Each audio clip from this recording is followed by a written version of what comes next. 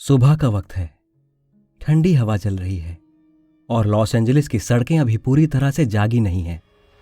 एक माँ अपने छोटे बच्चे के साथ मॉर्निंग वॉक पर निकली है। सब कुछ नॉर्मल लग रहा है। तभी उसकी नजर पड़ती है एक अजीब सी चीज पर। दूर से देखने पर वो एक पुतले जैसी लगती है, जैसे किसी ने बीच में छोड़ दिया हो। लेकिन जैसे ही वो और पास जाती है, उसका दिल रुक सा जाता है। वो कोई पुतला नहीं था, और वो जो कुछ भी था उसे देखकर पुलिस भी दंग रह गई थी। और उसी वक्त शुरू हुआ अमेरिका के सबसे मिस्टीरियस और डिस्टर्बिंग केसेस में से एक, जिसका नाम था द ब्लैक डालिया केस। इस कहानी की शुरुआत होती है एक लड़की से जिसका नाम था लिजी। जन्म हुआ 1924 बॉस्टन मैसाचुसेट्स में। बचपन आसान नहीं था। उसके पिता ने परिवार को छोड़ दिया था। लिजी ने जिंदगी में मुश्किल दौर बहुत जल्द देख लिया था, लेकिन उसके सपने वो कभी छोटे नहीं हुए। वो चाहती थी हॉलीवुड जाना, एक्ट्रेस बनना, मशहूर होना। 1940 का वक्त था। हॉलीवुड एक सपनों की दुनिया जैसा लगता था। हर कोई अपनी किस्मत बदलने आता था, और लिजी भी उन्हीं लोगों में से एक थी। वो लॉस एंजलिस आई, लेकिन असली दुनिया उतनी भी खूबसूरत नहीं होती जितनी कभी कभी हम सोचते हैं। काम मिलना मुश्किल था, पैसे भी कम थे, और जिंदगी के उतार चढ़ाव कभी भी किसी के बस में नहीं होते। वो अलग अलग जगह रहती थी, कभी दोस्तों के साथ, कभी कुछ जान पहचान वालों के साथ। उसकी पर्सनैलिटी चार्मिंग थी। लोग उसे याद रखते थे। काले कपड़े पहनती थी अक्सर, और सिर पर, बालों पर एक फूल लगाती थी। बाद में मीडिया ने उसे नाम दिया ब्लैक डालिया, एक ऐसा नाम जो हमेशा के लिए उसकी पहचान बन गया। 15 जनवरी 1947। जगह लॉस एंजलिस का एक शांत रेजिडेंशियल एरिया। एक औरत बैकी अपनी बेटी के साथ वॉक कर रही थी। तभी उसने सड़क के किनारे एक खाली लॉट में कुछ देखा। पहले उसने सोचा एक टूटा मैनिक्विन है, क्योंकि बॉडी बिल्कुल स्टिल थी और एक अननेचुरल पोजीशन में रखी गई थी। लेकिन क्यूरियोसिटी के चलते वो थोड़ी और पास गई, और फिर उसने जो देखा वो उसकी जिंदगी का सबसे बड़ा और सबसे भयानक सपना बन गया। वो एक असली शरीर था, लिजी का। बॉडी को एक डिस्टर्बिंग तरीके से कट किया गया था और परफेक्टली प्लेस किया गया था, जैसे किसी ने जानबूझकर एक डिस्प्ले क्रिएट किया हो। और सबसे शॉकिंग बात, बॉडी बिल्कुल क्लीन थी।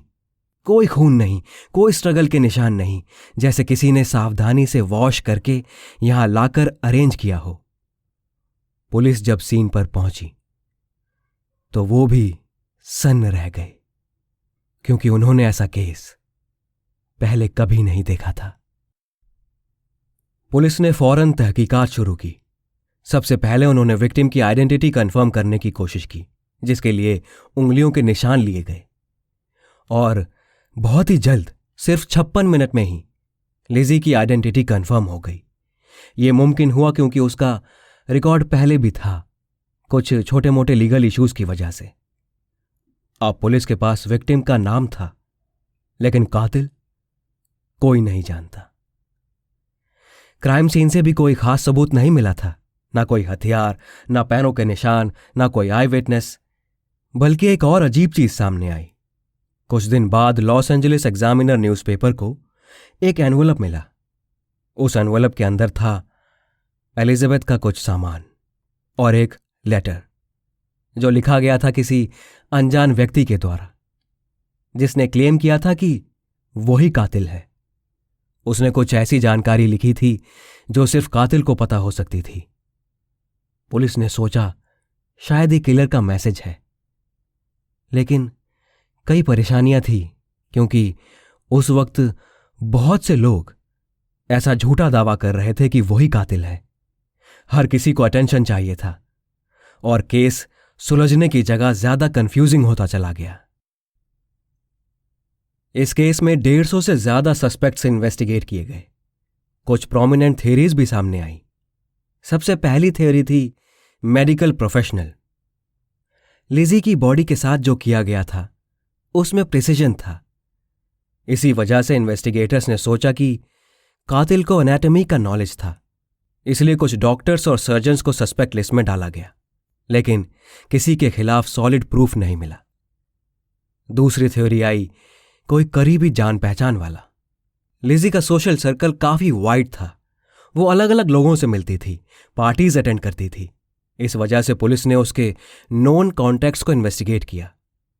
क्या कातिल उसके कोई जान पहचान वाला हो सकता था?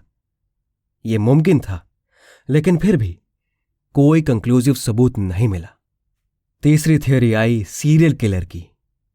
कुछ इन्वेस्टिगेटर्स ने यह भी सजेस्ट किया कि यह किसी सीरियल किलर का काम हो सकता है, क्योंकि ब्रुटैलिटी और स्टेजिंग अनयूजुअल थी। लेकिन किसी और सिमिलर क्राइम का डायरेक्ट लिंक नहीं मिला, ना इससे पहले ना इसके बाद। अगली थ्योरी आई जॉर्ज नाम की। एक ऐसा नाम जो बार बार सामने आता रहा और जिस पर सबसे ज्यादा शक था। वो एक डॉक्टर था, जॉर्ज, जिसके खिलाफ उसके खुद के बेटे ने बाद में क्लेम किया कि वही कातिल था। उसके घर में गुप्त कमरे थे। उसकी पर्सनैलिटी भी अजीब थी। पुलिस ने उस पर नजर बनाए रखी, लेकिन कोर्ट में सबूत की कमी की वजह से कुछ भी साबित नहीं हो पाया और यह केस फिर से ठंडा पड़ गया। इस केस को मीडिया ने बहुत ही बुरी तरह से कवर किया। हेडलाइंस सेंसेशनल थी। कहानियों को बढ़ा चढ़ाकर लिजी की जिंदगी को तोड़ मरोड़ के पेश किया गया। उसे एक मिस्टीरियस, फैम फटाल, खतरनाक जैसा इंसान दिखाया गया। लेकिन सच्चाई वो नहीं जो दिखाया गया। सच्चाई वो थी कि वो एक स्ट्रगलिंग यंग वुमन थी। मीडिया प्रेशर ने तहकीकात को और मुश्किल बना दिया। पुलिस पर प्रेशर था, पब्लिक क्यूरियोसिटी एक्सट्रीम थी, और इसी भगदड़ में सच्चाई कहीं खो गई। साल बीता, 10 साल बीते, डिटेक्टिव्स बदलते रहे, थ्योरीज आती रहीं, लेकिन एक चीज कभी नहीं बदली कि कातिल कभी पकड़ा नहीं गया। ब्लैक डालिया मर्डर केस आज भी ऑफिशियली अनसॉल्व्ड है। एक ऐसा केस जिसमें क्लूज भी थे, सस्पेक्ट्स भी थे, लेकिन सच वो आज भी कहीं अंधेरे में छुपा है। क्या लिजी कोई रैंडम विक्टिम थी या किसी डार्क सीक्रेट का हिस्सा? क्या किलर कोई प्रोफेशनल था या कोई ऐसा इंसान जो उसे जानता था? और सबसे बड़ा सवाल, क्या सच कभी भी सामने आ पाएगा या ये रहस्य हमेशा के लिए इतिहास में एक काले पन्ने की तरह रह जाएगा?